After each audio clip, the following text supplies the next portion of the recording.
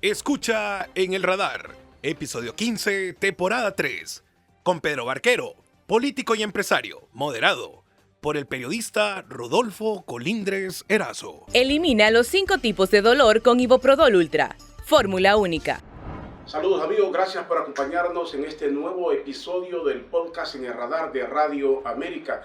Hoy tendré el gusto de dialogar con el empresario y que ha incursionado en la vida política, Pedro Barquero. Es analista también de los temas nacionales y hay mucho que dialogar. Pedro, gracias por acompañarnos por segunda vez aquí en el podcast En el Radar de Radio América. No, gracias a ti, Rodolfo. Siempre es un gusto estar contigo y con el pueblo hondureño en este podcast de Radio América, discutiendo y platicando acerca de muchos temas importantes que siempre están sobre la mesa en la palestra pública.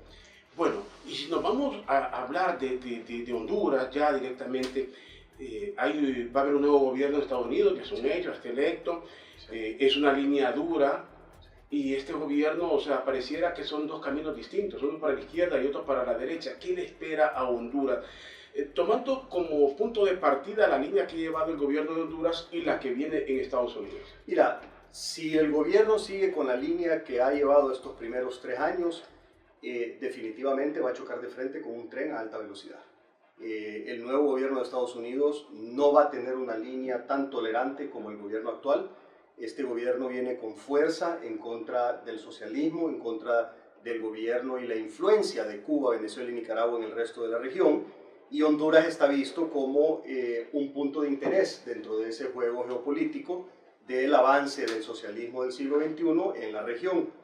Entonces, este gobierno tiene 2 opciones: o se alinea con el lado correcto del mundo, o seguimos por el lado equivocado, y si seguimos por el lado equivocado van a haber consecuencias, Rodolfo. Estas personas que fueron electas y que están siendo nombradas por el presidente Trump han manifestado públicamente, abiertamente, desde antes de las elecciones, su descontento con muchas políticas públicas y posiciones políticas del gobierno actual. Entonces, si este gobierno no analiza adecuadamente cuál es el cambio que se viene en Estados Unidos y en el mundo para poder adaptarse y no quedar en el lado equivocado, nos va a ir mal a todos. Nos va a ir mal a todos. Bueno, la nominación que ha hecho el presidente electo de Estados Unidos de Marco Rubio, un congresista, sabemos la línea que tiene, sabemos sus orígenes cubanos, y apoyado también por congresistas en Miami como María Elvira Salazar, se han referido directamente al país. Sí. Marco Rubio, ¿qué significa? Si en algún momento, yo he dicho, si Norma Torres pesó, hizo mucha bulla en el gobierno anterior, esta gente viene todavía con más peso por los puestos que tiene. Sí, mira, hay varias cosas importantes. Hay un grupo de latinos que están, de personas de origen latinoamericano que están muy cercanos al presidente Trump. Ahí está obviamente Marco Rubio, está Carlos Trujillo, está Carlos Jiménez, está María Elvira Salazar, hay varios. Ese grupo tiene una cercanía bastante estrecha con el presidente Trump, porque fueron los estrategas de ayudar al presidente Trump a conseguir el voto latino, que por primera vez vimos un voto latino republicano. Históricamente el voto latino había sido demócrata en Estados Unidos. Pues estas personas le ayudaron a Trump a diseñar una estrategia para llegar al voto latino, y eso fue decisivo, importante en las elecciones de Estados Unidos. Obviamente el presidente Trump entonces tiene un agradecimiento con ellos, y los agradecimientos en política se pagan con cuotas de poder. A Marco Rubio entonces lo nombran, siendo senador él por parte de la Florida. Aquí es importante también explicar algo. El Congreso de Estados Unidos tiene 2 cámaras, la Cámara Alta, que se llama el Senado, y la Cámara Baja, que es la Cámara de Representantes. En la Cámara Alta se tienen 2 representantes de cada uno de los 50 estados, o sea, son 100 senadores. En la Cámara Baja funciona diferente, funciona en base a la población de cada estado, y hay 435 representantes en esta Cámara Baja, que varían el número de acuerdo a la población de cada uno de los estados. Entonces, por ejemplo, Carlos Jiménez y María Elvira Salazar son congresistas de la Cámara Baja, o sea, de la Cámara de Representantes. Marco Rubio es senador, o sea, él está en la Cámara Alta, que se encarga más de temas estratégicos y temas de largo plazo. La Cámara Baja se encarga más de temas de corto plazo. Para que tengas una idea, en la Cámara Alta, los senadores se eligen y rotan cada 6 años. La Cámara Baja es cada 2 años. Entonces, la Cámara Baja o la Cámara de Representantes se encarga de las cosas de corto plazo, por eso es que cada 2 años lo cambian. El otro se encarga de cosas más estratégicas, más grandes, más importantes, y por eso los cambian cada 6 años. Entonces, Marco Rubio es actualmente senador, y como senador ha estado, y él empezó primero en la Cámara Baja, por la parte de la Florida, en el año 2000, si mal no recuerdo, y en el 2010 pasa a la Cámara Alta. O sea, él tiene un recorrido larguísimo, y antes de eso había sido comisionado en la ciudad de Nuevo Miami, entonces ya tiene un recorrido en la política amplia en Estados Unidos. Y a lo largo de toda esta carrera, de haber pasado por la Cámara Baja y por la Cámara Alta, y haber estado 10 años en la Cámara Baja y más de 10 años en la Cámara Alta, también ha establecido una fuerte relación con muchos senadores y congresistas demócratas. ¿Por qué te digo esto? Porque cuando el presidente Trump lo nombra, ahí no termina el nombramiento. Después pasa para ser ratificado por el Senado, porque el Senado, entre otras cosas, también ratifica a los miembros de la Corte Suprema de Justicia y algunos funcionarios claves, como lo es el jefe del Departamento de Estado. Otra cosa para que todo el mundo entienda también, mucha gente ignora qué es realmente el Departamento de Estado. El Departamento de Estado es como la Cancillería, es el que se encarga de la política exterior de Estados Unidos. Entonces, ¿qué es lo que va a hacer Marco Rubio? ¿Ser el jefe o la cabeza del Departamento de Estado? Va a ser como el canciller de Estados Unidos, que obviamente es una posición sumamente importante por ser Estados Unidos la potencia número 1 a nivel mundial. Entonces, Marco Rubio se ha manifestado desde hace muchísimos años, especialmente con el tema de América Latina. ¿Por qué? Porque él es descendiente de cubanos. Los padres de él, a finales de la década de los 50, de los 1950, migraron de Cuba a raíz de la guerra, de la guerra que ganó Fidel Castro, migraron a Miami. Su padre y su madre trabajaron de camareros, o sea, eran obreros, trabajadores.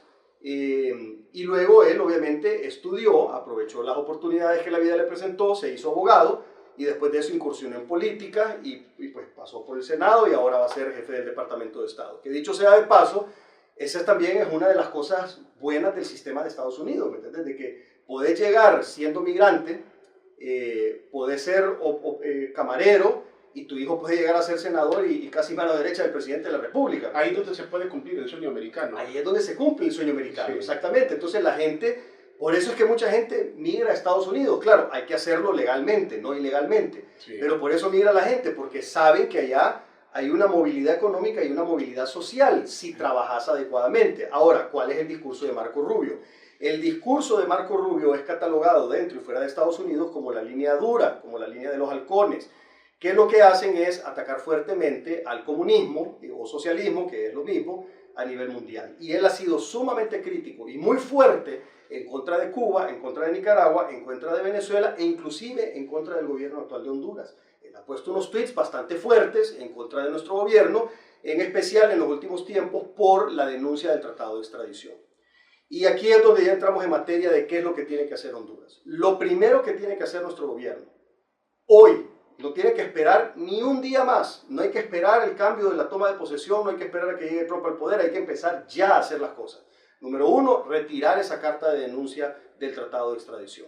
No es posible que nuestro país corte las extradiciones sabiendo que nosotros tenemos una enorme debilidad en nuestras instituciones que no están preparadas para enfrentar el narcotráfico. No hay manera. Mira, si aún con la extradición, Rodolfo, en los años anteriores y aún en la actualidad el narcotráfico está infiltrado en todos lados, en todas las esferas políticas y económicas, ¿okay? Si aún con el Tratado de Extradición vigente, aún en medio de que se están llevando un montón de gente y que se han llevado un montón de gente en los últimos años, aún así el narcotráfico ha permeado en todos lados, en el ambiente económico y en el ambiente político. Imagínate cómo va a ser si quitan la extradición. O sea, si ya hemos sido un paraíso para el narcotráfico, sin la extradición vamos a ser 3 veces, 5 veces, 10 veces más paraíso para el narcotráfico. Ok, entonces, Pedro, quiere decir aquí que el primer choque que va a tener el gobierno va a ser el tema de la extradición, tomando en consideración que este vence como en febrero o marzo. Sí, en febrero. En febrero. Sí. Y el gobierno de Estados Unidos asume en enero. Sí. O sea, el primer choque que tendría este gobierno es si no da marcha atrás con el Tratado de Extradición. Sí. Desde ahí comenzaría a retar el gobierno de los Estados Unidos. Y te explico por qué. Sí. Porque el tema de la extradición para Estados Unidos es un tema de seguridad nacional. O sea, el tema de poder solicitar a otros países personas que han cometido delitos y han violado la ley en Estados Unidos, afectando su salud pública, como le llaman ellos al tema del narcotráfico, es estratégico para ellos, es un tema estratégico de seguridad nacional, porque no es solo el tema de tráfico de droga, es toda la violencia también que involucra el tráfico de droga. En Estados Unidos también hay conflictos por el tema de la droga, no es solo que se vende y se comercializa la droga, no es solo que se consume y se oferta, no, también hay conflictos de asesinatos y de un montón de temas, de otros tipos de delitos alrededor del narcotráfico.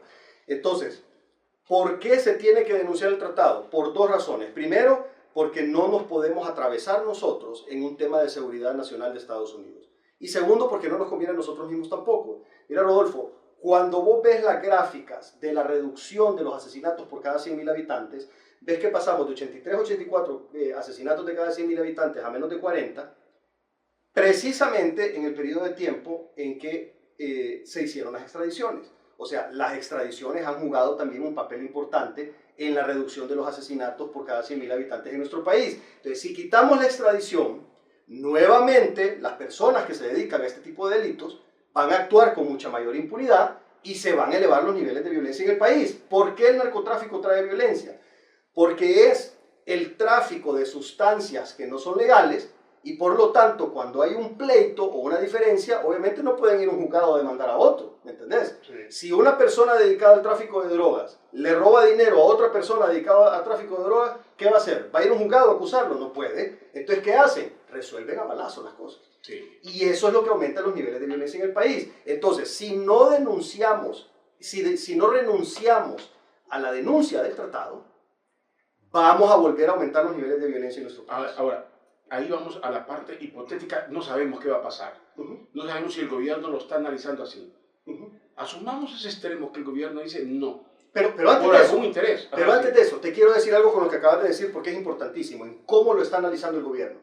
A mí me preocupa porque cuando estas cosas se hablan, así como estamos tú y yo ahorita, abierta y públicamente, la respuesta de algunas personas cercanas al gobierno es no hay que asustar a la gente. No, esta visión es apocalíptica, dice.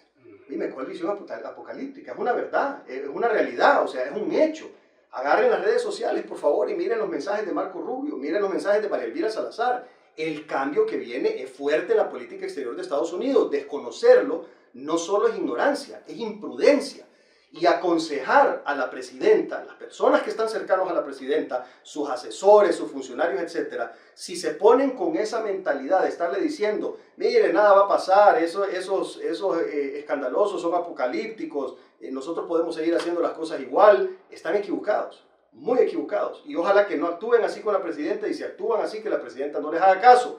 Porque si les hace caso, va a tomar malas decisiones que nos van a traer problemas y complicaciones en la relación con Estados Unidos. Pero bueno, ahí, entonces, si ponemos el cuadro hipotético, que más allá de los consejos, aquí la gente se especula mucho. ¿Cuál es la verdadera motivación que tiene la presidenta para denunciar el tratado? Si es que protege a gente cercana a la familia o miembros de la familia. Si se cierran eso, ¿a dónde podría llevar esto? Mira, eso sí puede ser motivo de sanciones. O sea, porque nuevamente te estás atravesando en la política de seguridad nacional de Estados Unidos. Van a haber consecuencias. Pero más que eso, son las consecuencias que vamos a vivir nosotros como pueblo hondureño. Se va a recrudecer la violencia. Va a levantar todavía más el lavado de activos. El lavado de activos es un problema serio en nuestro país. Los informes de los organismos internacionales te mencionan que hay mucho lavado en Honduras. Entonces, ¿qué va a pasar si quitamos la extradición? Va a haber más lavado todavía y eso le hace un daño a la economía. Te genera competencia desleal y una serie de distorsiones económicas. ¿Qué tiene el gobierno para negociar? Digamos que quisiesen negociar este tema. Se decía, en la historia del registro de Juan Orlando, que decían que negoció eso de tercer país seguro, el tema migratorio. ¿Estos temas son negociables o no se combinan con el tema del narcotráfico? Te voy a ser franco, mira, yo he tenido la oportunidad de hablar con funcionarios del Departamento de Estado de Estados Unidos, con miembros del Congreso, con gente cercana al presidente Trump. Yo no siento que esto vaya a ser una mesa de negociación. O sea, estos señores no van a venir aquí a negociar como que si estuviéramos en el mercado comprando y vendiendo verduras, ¿me entendés? Ellos van a decir, queremos la extradición, punto, necesitamos la extradición. Y no solo ellos la necesitan, nosotros también, Rodolfo. Es que el problema es que en nuestro país la institucionalidad es muy débil, nuestros operadores de justicia no tienen la fuerza. Solo decimos una cuestión, ¿cuántos fiscales han asesinado en ese país? ¿Cuántos jueces han recibido amenazas, atentados y todo tipo de cuestiones? ¿Me entendés? No hay manera de que nuestro país enfrente ese problema. ese problema desborda la capacidad de nuestros operadores de justicia. Entonces, lo lógico es que continuemos con la extradición para poder contener un poco, porque no lo vas a eliminar, es mentira. O sea, ¿cuántos años lleva este tema del narcotráfico y no se ha podido eliminar y probablemente no se pueda eliminar nunca? Porque es un negocio demasiado grande, involucra mucho dinero, y mientras haya una oportunidad de negocio tan grande, siempre va a haber alguien dispuesto a tomar el riesgo, porque es un riesgo dedicarse a esa actividad. Te pueden matar tus contrincantes, te pueden matar tus mismos amigos, te pueden meter preso, te pueden extraditar, pero aún con esos riesgos hay gente que se mete a ese negocio. Y la parte política, esto es la parte política ideológica. La gente que toma poder en Estados Unidos, Marco Rubio, María Elvira, si estamos hablando de la gente que se ha referido directamente al país y que hoy van a estar fuertes en el nuevo gobierno de Estados Unidos, han sido claros con el caso de Venezuela, con el caso de Cuba y Nicaragua. Y Honduras ha sido un aliado y ha sido de los primeros que reconocieron el gobierno de Venezuela.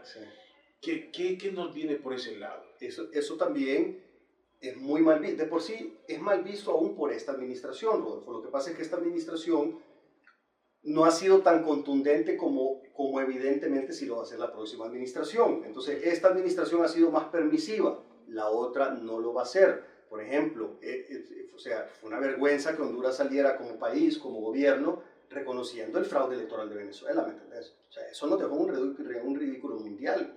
Es una pena también que se vaya a hacer discursos a Naciones Unidas, a abogar por Cuba, Nicaragua y Venezuela y que ni siquiera se mencione Honduras. Entonces, esas cosas las miran los funcionarios del gobierno de Estados Unidos y las miran mal, no las miran bien, las miran con preocupación porque dicen, ¿cómo es posible que el gobierno de Honduras esté apoyando gobiernos dictatoriales que no es que tienen relación con el narcotráfico, es que son narcotraficantes?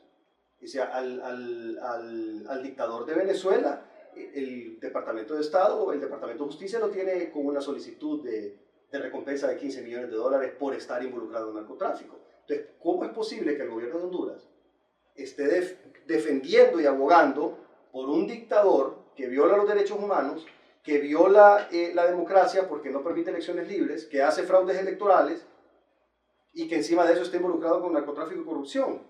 Entonces nos hace ver muy mal, ante Estados Unidos, ante el mundo, pero también ante nuestra misma población. El pueblo hondureño no quiere eso. O sea, nosotros podríamos caer, si Honduras se pusiese en un plano, el gobierno de Honduras, de rebeldía o de desafío, Honduras podría ser víctima hasta de sanciones. Esas serían las consecuencias que pagaríamos y sería desastroso para la economía del país. Claro, porque, o sea, con este tema político, esta nueva administración va a haber consecuencias. O sea, no va a ser como esta administración que realmente las consecuencias, digamos que no se han visto con una contundencia que le haya generado preocupación a este gobierno. Por eso ha seguido haciendo las cosas que están haciendo, porque probaron con un poquito, vieron que no les pasó nada, probaron con otro poquito, vieron que no les pasó nada, probaron con otro poquito, les quitaron la visa a un par, metieron en la lista de Engel a otro, no les importa eso, y siguieron avanzando y avanzando, probando con más cosas. Pero este nuevo gobierno va a venir con medidas mucho más contundentes. Recordemos que nuestra economía depende de la economía de Estados Unidos. O sea, nosotros tenemos, qué sé yo, 1,5 millones, 2 millones de hondureños en Estados Unidos que son los que sostienen nuestra economía enviando sus remesas. Eso, ahí tenemos un riesgo potencial de que se quiera tomar alguna medida con eso. Adicionalmente a eso, son nuestro primer socio comercial. La mayoría de nuestras exportaciones va para Estados Unidos. ¿Y quién más nos va a comprar todo eso? Si Estados Unidos sigue siendo el mercado de compra más grande del mundo. Ok, y en esa relación, hablando del tema migratorio, ¿qué puede negociar Honduras? Digo que puede negociar porque se ha especulado porque es fácil sacar la deducción, pero muy difícil comprobar. Se dice que el gobierno de Juan Orlando negoció su reconocimiento o que no lo sacaran del poder con el tema de la reelección, porque accedió a la presión del presidente Donald Trump, precisamente de tercer país seguro, tratar de frenar, cerrar las fronteras para la migración. ¿Tiene ese mismo panorama para negociar este gobierno? Es decir, que el gobierno les va a exigir que también cierren fronteras y tiene algo de negociar. No creo. Yo te voy a ser franco de cómo yo interpreto lo que pasó con Juan Orlando. Con Juan Orlando fue porque no querían que Libre llegara al poder. Precisamente porque querían evitar lo que está pasando hoy. ¿Me entendés? O sea, en ese momento ellos dijeron, bueno, está, ¿cómo se llama? un gobierno que potencialmente puede caer en manos del socialismo del siglo XXI, y prefirieron entonces irse por el otro lado. Porque en aquel momento pudieron, apoyar para que no entrara el socialismo del siglo XXI al gobierno.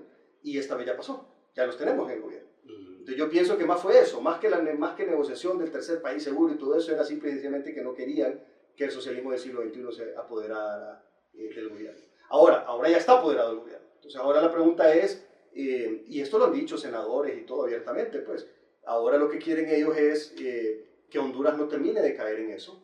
Inclusive hace unos días pues estuvimos con Salvador en Miami, reunidos con María Elvira Salazar y con Carlos Jiménez y otras personas, y ellos lo dijeron en la conferencia de prensa. O sea, hay unas cosas que hablamos en privado y hay otras cosas que se dijeron públicamente. De lo que se dijo públicamente fue eso, la preocupación que ellos tienen de la continuidad de este gobierno por ser parte del proyecto del socialismo siglo XXI. Ahora, antes de ir a otro tema aquí. Elimina los 5 tipos de dolor con Iboprodol Ultra. Fórmula única. La presidenta salió y fue de las primeras que felicitó al presidente Donald Trump. O sea, una acción que se considera que es correcta en la diplomacia. Y pareciera que el discurso ha bajado, porque había un discurso bastante agresivo contra la embajadora. Pareciera que en estos días denota que sí hay algún tipo de preocupación. O también ojalá que sí sea. Pero no debería ser preocupación, es simple y sencillamente estrategia, ¿me entiendes? O sea, sí. Cambia Estados Unidos, cambia el mundo, lo lógico, lo inteligente es adaptarse. O sea, no por preocupación, sino por inteligencia natural, ¿me entiendes? O sea, sí. Es como que si vos vas a salir en la mañana y el día va a estar soleado, entonces vos no te pones una chumpa. Pero si salís en la mañana y va a llover, entonces llevas un paraguas. Y te pones los burritos para no irte a nodar. O sea, es simple y sencillamente inteligencia natural. O sea, analizar el entorno y adaptarte al entorno para que te vaya bien. Porque si sabes que va a llover y que te va a tocar andar para arriba y para abajo en la calle y no llevas paraguas, te vas a mojar. Pues. Entonces después, cuando estés caminando y te estés mojando, ya no te quejes, porque fue tu decisión no prepararte para eso. Entonces, si ya sabes que el gobierno de Estados Unidos cambia en enero y ya sabes con la línea que viene, lo lógico es que adaptes tu estrategia para que no te atropelle el tren. Sí. Bueno, hablemos de lo nacional. Ha mencionado a Salvador Narrala, estuvieron en Estados Unidos. ¿Qué posibilidad tiene Salvador? Se habla mucho de que tiene niveles de preferencia bastante altos que no necesariamente se traducen en votos. Algunos dicen en el partido estaría en una desventaja. ¿Cuál es la realidad de Salvador en este momento? ¿Hay confianza en ese proceso o no? Mencionaste 2 temas ahorita. Voy con el primero. La simpatía de Salvador sí se traduce en voto. O sea, en el 2013, quitando los votos que le robaron, le quedó como 500,000 de votos. A ese 500,000 de votos sumale lo que le robaron. Pero olvidémonos de lo que le robaron. Solo lo que le reconocieron, que no es todo lo que se votó por él, fueron 500,000 votos. En el 2017 ganó las elecciones, Rodolfo. Si ahora está reconocida por el gobierno de Estados Unidos. Ya abiertamente el gobierno de Estados Unidos dice, hubo un fraude en el 2017. ¿Eso qué te dice? Que Salvador entonces sí arrastra votos. Los arrastró en el 2013, los arrastró en el 2017, ganó las elecciones del 2017 y luego, gracias al apoyo de él, se gana las elecciones también del 2021. Libre por sí solo no tenía ninguna posibilidad de ganar, ninguna. Salvador se le suma y automáticamente los votos que jala Salvador son los que le dan el triunfo a Xiomara Castro.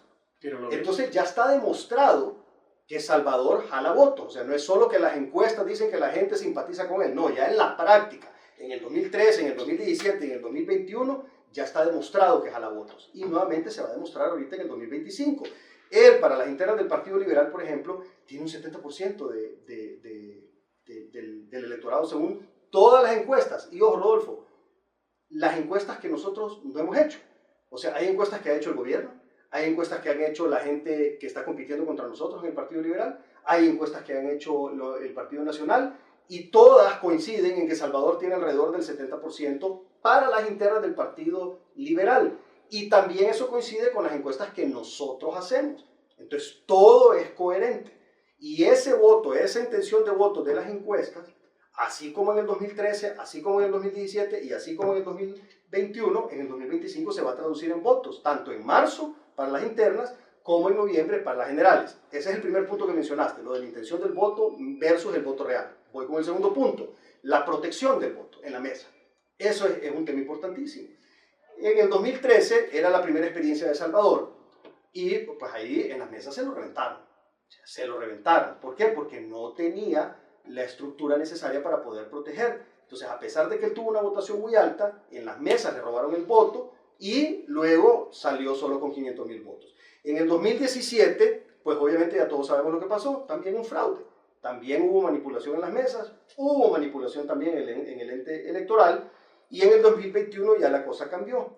La dinámica del poder dentro del Consejo Nacional Electoral era diferente, ya había participación de un tercer partido y eso obviamente influyó para que la cosa funcionara un poco mejor, pero más que eso fue que fue una votación tan masiva que no había manera de hacer un fraude, a diferencia del 2017 que fue bastante reñido. Entonces, cuando la diferencia es poca, se te facilita hacer un fraude. Cuando una diferencia es tan amplia, es bien complicado hacer un fraude, que es lo que tenemos hoy entonces, ¿ok? Tanto en el 2017 como en el 2021 había estructura, que era la estructura del Partido Libertad y Refundación, que es una fuerza política del país, o sea, no es la fuerza política más grande, pero sí es una fuerza política que tiene estructuras, que tiene bases, que tiene presencia a lo largo y ancho del país y que fueron también las estructuras que ayudaron a proteger el voto del 2021. Para el 2025, nosotros ahora tenemos una mezcla de las estructuras históricas de Salvador, que fueron las que se empezaron a armar básicamente después del 2013 en realidad, hasta la fecha, más en las estructuras importantes del Partido Liberal. El Partido Liberal tiene estructuras en todo el país, o sea, en los 298 municipios, y no solo tiene bastante, porque se pudieron armar más de un movimiento con presencia a nivel nacional, porque no solo Salvador tiene una estructura completa, sino que también hay otros movimientos. Ahora, la estructura de Salvador tiene la ventaja que Salvador es la figura con el 70% de aceptación. Entonces, esa estructura lo único que tiene que hacer es cuidar el voto en las mesas. Y para eso ya estamos listos. Ahora, entiendo eso. Hoy Salvador está en una posición diferente. Tiene su estructura, que siempre lo acompañó, y se suma una que tiene el Partido Liberal, de la corriente ya dentro del Partido Liberal. Y el Partido Liberal es un partido, histórico, ¿me entendés? Con 120, 130 años de historia. Pero hay una realidad. Sí. Pero quiero llegar a este punto. Ajá. Es que tiene estructuras, pero los aliados que en algún momento lo acompañaron, con los que logró ganar esas elecciones que usted menciona, muchos de ellos ya no están con Salvador. Salvador puede tener estructuras, pero a nivel de cúpulas pareciera que Salvador sigue siendo incómodo para muchos. Salvador se convierte en un tipo incómodo, incluso para algunas figuras del Partido Liberal. Pero es que te voy a decir una cuestión. Por supuesto que Salvador resulta incómodo para algunos. ¿Por qué? Porque él es anticorrupción. Entonces, mucha gente que ha vivido de la corrupción toda su vida, que han hecho enormes capitales de la corrupción, pues obviamente Salvador no les simpatiza. ¿Cómo les va a simpatizar si saben que con Salvador se les acaba la fiesta? ¿Me entendés? O sea, obviamente eso genera una reacción en las personas que quieren continuar con la fiesta de la corrupción. Eso es normal y nosotros lo sabemos. Ahora, otro tema también, aún con eso, tenemos la suficiente estructura para proteger el voto y asegurarnos de ganar las internas y ganar las generales. Mucha de esta gente señala, ven en Salvador un hombre con mucho ego. Dicen, lo único que quiere es para su ego ser presidente y no le importa con quién lo acompañe. Y ven como oportunistas a muchos, incluso a quienes atacan a Pedro Barquero, es decir, este es el que lo lleva de un lado para otro, y que se van ahí, estos son liberales, digan que ni son liberales, no son... Es que, mira, te digo varias cosas. Yo honestamente, yo no considero que Salvador sea un oportunista, simple y sencillamente es un hombre realizado, o sea, ya tiene 71 años, ha tenido una carrera exitosa toda su vida, ha hecho dinero, entonces como un hombre realizado, él quiere devolverle al país algo de lo que él recibió, ¿me entendés? En cuanto a que, bueno, les quiero dedicar de los últimos años de mi vida una parte para poder tratar de mejorar Honduras. Eso es lo que yo miro en él, ¿me entendés? O sea, oportunista, ¿por qué? O sea, si Salvador, o inclusive yo, si fuéramos oportunistas, ¿qué hubiéramos hecho ahorita? Nos hubiéramos adaptado al gobierno y ahí estuviéramos en el poder. Entonces, ni a Salvador ni a mí nos puede decir nadie que lo que nos interesa es el poder, porque ya estuvimos en el poder y renunciamos al poder. O sea, yo estuve en el gobierno y yo fui cercano a la presidenta Xiomara Castro por un tiempo. Y al final de cuentas no compartí después las decisiones como se tomaban, y en vez de adaptarme me fui. Entonces a mí nadie me puede acusar de que yo es por poder la cosa. Segundo, a mí no me interesa trabajar en el gobierno, ni nunca me ha interesado. Antes de la campaña, a mí el presidente Zelaya me preguntaba, Pedro, ¿y vos qué querés? Y yo, nada, presidente, yo solo quiero que cuando les hable me contesten el teléfono, eso es todo. Poder hablar con ustedes, nada más, para poder, porque quería contribuir en materia económica. Me nombran como ministro de Desarrollo Económico y eso no fue parte, y Salvador lo dijo públicamente, eso no fue parte de ninguna negociación, no fue nada, simplemente se vino el nombramiento y yo la verdad me sentí y me siento honrado que la presidenta me ha dado la confianza de poner un ministerio en mis manos, pero mi aspiración nunca ha sido trabajar en el gobierno. Es más, te lo pongo así nuevamente, tanto antes del 2021 como ahorita, yo he hablado con Salvador que a mí no me interesa trabajar en el gobierno. Si vos te fijas, yo nunca he estado en una planilla. Yo nunca he corrido de diputado, yo nunca he corrido de alcalde, yo nunca he corrido de designado, yo nunca he corrido para el Parlacén, ni me interesa ninguna de esas cosas. O sea, yo no quiero ser parte de la estructura formal del gobierno. Yo a Salvador, tanto antes del 2021 como ahorita, lo que le digo es, yo con gusto te voy a apoyar, dándote ideas de políticas públicas que te van a servir para poder desarrollar la economía, traer capitales y generar empleo, pero a mí no me interesa ni ir a cargos de elección popular y por eso no estoy en planillas. He tenido la oportunidad de estar en planillas en lo que yo quisiera y simplemente no me interesa. Y segundo, no me vas a ver tampoco de ministro ni de funcionario público, porque tampoco me interesa. ¿Qué va a pesar en la contienda interna? Esto del señalamiento de que no son liberales. En este mismo podcast me decía el ingeniero Zelaya que no son liberales, el único liberal genuino es él. Incluso decía Pedro Barquero, hasta anduvo, ¿por quién votó? Dice, ¿por quién votó Pedro Barquero? ¿Por quién votó Maribel Espinosa? Pedro Barquero sí. Era casi fotógrafo de Doña Xiomara, ¿por quién votaron? ¿Hasta dónde pesa eso de que no hayan militado dentro del Partido Liberal? Mira, yo te voy a decir una cuestión. El Partido Liberal de Honduras, a pesar de ser una institución con una historia y con un bagaje ideológico fuerte, iba para abajo, iba cayendo, cada vez iba con menos votantes en las elecciones a nivel presidencial. Y figuras dentro del partido que pudieron haber levantado e inspirado al liberalismo decidieron que no era el momento de tomar ese reto. Hay figuras importantes dentro del liberalismo como Pepín Ascona, por ejemplo. A él se le ofreció la oportunidad y él decidió que no era su momento. Y eso se lo tenemos que respetar, ¿me entendés? Pero entonces, dado que, bueno, Eduardo Maldonado también es otra persona que tiene mucha popularidad y también se le ofreció, hubo mucha gente del partido que le pidió que fuera el candidato y él decidió no aceptar también, y también hay que respetarle su decisión, porque te voy a decir una cosa, Rodolfo, mucha gente piensa que ser presidente es bonito. No es bonito ni es fácil, es una responsabilidad bien grande y siempre te deja consecuencias negativas, siempre quedas con enemigos, siempre quedas con problemas, siempre, ¿ok? Solo mira la historia de todos los expresidentes de todo el mundo, no solo de Honduras, ¿me entiendes? Entonces no es nada bonito. Pero como te digo, entonces, si los líderes que estaban dentro del Partido Liberal decidieron que no era su momento, era lógico que el Partido Liberal se abriera a traer opciones de afuera y liderazgos que le ayudaran a poder volver al poder y no seguir en la llanura, como dicen la base. Sí. Entonces, la entrada de Jorge, de Salvador, lo que ha traído es un levantamiento de ánimo positivo. Ahora, ¿qué es lo importante? Lo importante es ser liberal de pensamiento o ser liberal de papel, porque son dos cosas completamente diferentes. ¿Tienen confianza? Pero ¿tienen confianza? Uno, porque se habla aquí dónde están las cuotas y dónde se mueven los hilos en el poder. Sí. No los quieren en el Partido Libre. La relación con don Manuel Zelaya no es la misma de antes. Posiblemente no quiera a Pedro Barquero ni quiera a Salvador. Yo te voy a decir que no tienen simpatía también en cúpula del Partido Liberal, como que habría algún recelo, y ellos tienen representantes en el órgano electoral. ¿Hasta dónde va a jugar un papel eso?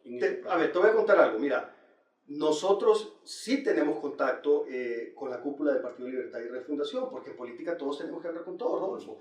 Y no tenemos mala relación, o sea, tenemos relación cordial. Hablamos con las autoridades del partido, hablamos con autoridades del gobierno, y es una relación cordial. Así como tú y yo estamos hablando ahorita, así hablamos con ellos, ¿ok? Con la apertura de decirnos cualquier cosa con respeto, ¿ok? Diferimos en algunos temas, pero eso no quiere decir que la relación tiene que ser mala. O sea, no por diferir tenemos que ser enemigos, ¿me entendés? O sea, yo tengo la oportunidad de hablar con relativa frecuencia con autoridades del gobierno y con autoridades del Partido Libertad y Refundación, y siempre son diálogos abiertos y de respeto, bajo el entendido de que diferimos en muchas cosas, ¿me entiendes? Pero eso no nos hace enemigos. O sea, que es un proyecto más de consumo callejero. Es que el problema es que mucha gente piensa que esta cuestión es un pleito personal, y en realidad no es así. O sea, la política no se debe de personalizar. La política es cuestión de intenciones, es cuestión también de intereses, es cuestión también de líneas de pensamiento, de cuál es mi línea de pensamiento, de cómo sacar adelante el país y cuál es la línea del otro. Entonces, cada quien piensa que su línea es la correcta, pero obviamente no todo el mundo está en lo correcto. Sí. Ahora, ¿qué es lo que te da la razón? Uno, el tiempo, y dos, las evidencias, los resultados. Y tres, también la experiencia de otros. O sea, porque vos podés ver con la ideología, por ejemplo, del socialismo 21, ¿por qué te puedo decir con contundencia que es equivocado? Porque los países que lo han implementado están más fracasados que los demás. Cuba, más de 90% pobreza. Venezuela, más de 95% pobreza. En Nicaragua, un régimen represivo que asesinó a 300 jóvenes en las calles en el 2018 porque salían a manifestar. Y hoy en día, Rodolfo, si vos salís a la calle con la bandera del país, con la bandera nicaragüense, te meten preso. O sea, imagínate el nivel de represión que hay, que no podés ni siquiera ondear la bandera de tu país. O sea, es el colmo. Es como que aquí no pudiéramos salir con la bandera azul, blanco, azul, con las 5 estrellas en el centro porque te metan preso. Imagínate. Sí. Entonces, si ya sabes que esa ideología te lleva a eso, no es necesario experimentarla aquí para saber que es mala. ¿Okay? Muy bien. Aquí en la parte final, ¿habrá unidad del Partido Liberal? O sea, terminando, una cosa tiene que haber. Sí. ¿Dónde estaría esto de reconocimiento, de felicitación y de integración? Muchos lo ven con reserva. Si se va, una cosa es decirlo antes, otra cosa es verlo, y solo el tiempo dirá. ¿Se siente que habrá unidad de aceptación, gane quien gane? Mira, yo te voy a decir una cuestión. Obviamente, mira, Rodolfo, en política todo es negociación, ¿ok?